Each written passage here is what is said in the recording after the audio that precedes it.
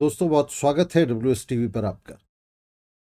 अमेरिकी राष्ट्रपति Joe Biden ने कल इसराइल हमास के बीच जिस युद्धबंदी की घोषणा करते हुए अपनी पीठ ठोकी थी, उसे अभी इस्राएली संसद और प्रधानमंत्री नेतन्याहू से स्वीकृति तक नहीं मिली है। इसे नेतन्याहू के सहयोगी नेताओं और पार्टियों की तरफ से चुनौती जरूर मिलने लगी है। इसराइल के राष्ट्रीय सुरक्षा मंत्री और सरकार में शामिल दक्षिणपंथी पार्टी ऑट्समा यहूदिस्ट पार्टी के नेता इटामर बेन ग्वीर ने धमकी दी है कि यदि प्रधानमंत्री नेतन्याहू इसराइल और हमास के बीच युद्धबंदी प्रस्ताव स्वीकृति देते हैं तो वे और उनकी पार्टी सरकार से इस्तीफा दे देंगे। बेन ग्वीर ने कहा कि गजा के इलाके में मानवीय सहायता, ईंधन, बिजली और पानी पूरी तरह बंद कर दिए जाने चाहिए ताकि हमास को बंदियों की रिहाई के लिए बाध्य किया जा सके। बेन-ग्वीर ने अति राष्ट्रवादी धार्मिक जियनवादी पार्टी के नेता बेजालेल स्मोट्रिच का भी आह्वान किया कि नेतन्याहू द्वारा युद्धबंदी को स्वीकृति देने पर वे भी कैबिनेट से इस्तीफा दे दें। यदि ये दो पार्टियां नेतन्याहू से समर्थन वापस ले लेती हैं तो इस्राएली संसद नेसेट में नेतन्याहू सरकार अल्पमत में आ जाएगी, वो अपना बहुमत खो देगी। हालांकि बेन-ग्वीर ने कहा है कि वे नेतन्याहू की दक्षिणपंथी सरकार को उलटना नहीं चाहते और युद्धबंदी असफल होने की दशा में वे सरकार में वापस आ जाने के लिए भी तैयार हैं। उधर विपक्षी पार्टियों ने भी नेतन्याहू को भरोसा दिलाया है कि गजा युद्धबंदी को लागू करने के दौरान वे नेतन्याहू का समर्थन करेंगे। नेतन्याहू ने कहा है कि उनकी दक्षिणपंथी सरकार को गिराने वाले को इस्राएली जनता कभी माफ नहीं करेगी। मगर नेतन्याहू की लिक्विड पार्टी के भीतर भी इस युद्धबंदी को लेकर रोष है। हालांकि आधिकारिक रूप से लिक्विड पार्टी युद्धबंदी का समर्थन कर रही है।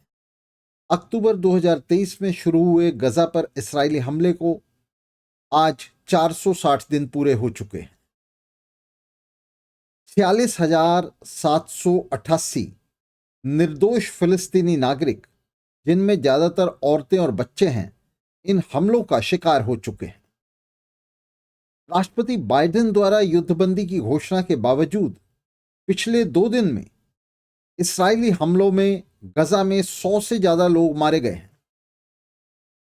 अमेरिका, कतर और सऊदी अरब की मध्यस्थता से हुआ ये युद्धबंदी समझौता कल रविवार से लागू होगा और अगले 6 महीने तक जारी रहेगा।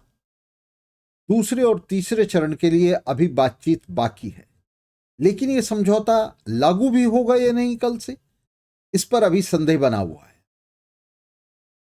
युद्धबंदी की स्वीकृति के पीछे इस्राएल और अमेरिका का उद्देश्य जिस किसी तरह इस्राएली बंदियों को हमास के कब्जे से छुड़ाना है।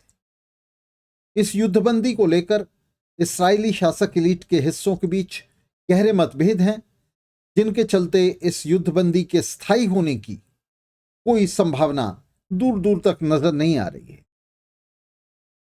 गजा और हमास पर हमला दरअसल अमेरिका, नाटो, इस्राएल त्रिकोण के उस कहीं ज्यादा व्यापक युद्धजाल का हिस्सा है जिसका उद्देश्य अंततः ईरान की घेराबंदी और उसकी कमर तोड़ना है।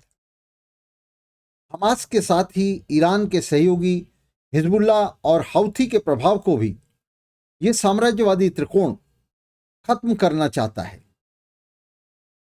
तरल सोना उगलने वाले मध्य पूर्व के विशाल तेल भंडारों पर इन साम्राज्यवादी गिद्धों की लंबे समय से नजर है और वे इस कारोबार पर अपना एक छत्र नियंत्रण चाहते हैं।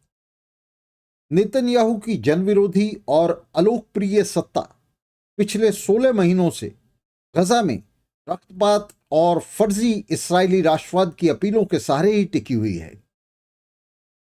गजा पर इस्राएली कहर के इन 460 दिनों में अमेरिकी राष्ट्रपति जो बाइडेन और उसकी डेमोक्रेटिक पार्टी के प्रशासन ने इस्राएली बर्बरता का खुला समर्थन किया है। अमेरिका ने इसराइल को वे घातक और विनाशकारी हथियार सप्लाई किए हैं जिन्होंने गजा में भयंकर तबाही मचाई है। 3 दिन बाद बाइडेन का कार्यकाल खत्म हो रहा है और ट्रंप सत्ता संभाल रहा है। इसराइल के हाथों गजा में दसियों हजार निर्दोषों का कत्लेआम कराने के बाद, जिनमें ज्यादातर औरतें और मासूम बच्चे हैं, लाखों की तादाद में लोगों को यतीम और बेघर कर देने के बाद, अब बाइडेन युद्धबंदी का सेहरा अपने सिर बांधना चाह रहा है। कोई आश्चर्य नहीं कि कल नोबेल कमेटी के सुअर बाइडेन को शांति के लिए नोबेल पुरस्कार भी दे दें। इधर ट्रंप ने दावा किया है कि युद्धबंदी बाइडेन नहीं बल्कि उसके प्रयास से हुई है। सच यह है कि गजा में इस्राएली वहशत के लिए बाइडेन के नेतृत्व में डेमोक्रेट और ट्रंप के नेतृत्व में रिपब्लिकन दोनों ही मिलकर काम कर रहे थे। दोनों युद्धबंदी के लिए क्रेडिट झपटने की कोशिश कर रहे थे, जबकि युद्धबंदी आज भी मरीचिका बनी हुई है। युद्धबंदी की घोषणा के बावजूद न तो इस्राएली संसद ने इसे अभी पास किया है, न हमास ने ही अभी इसके लिए हामी भरी है। गजा में इस्राएली बर्बरता आज भी बदस्तूर जारी रही और नेतन्याहू की कैबिनेट के भीतर युद्धबंदी का विरोध भी। शांति के लिए साम्राज्यवादी धनपशुओं पर भरोसा नहीं किया जा सकता। बाजारों और मुनाफों के लिए उनकी हवस ही युद्धों और खून खराबे के लिए प्रमुख रूप से जिम्मेदार है।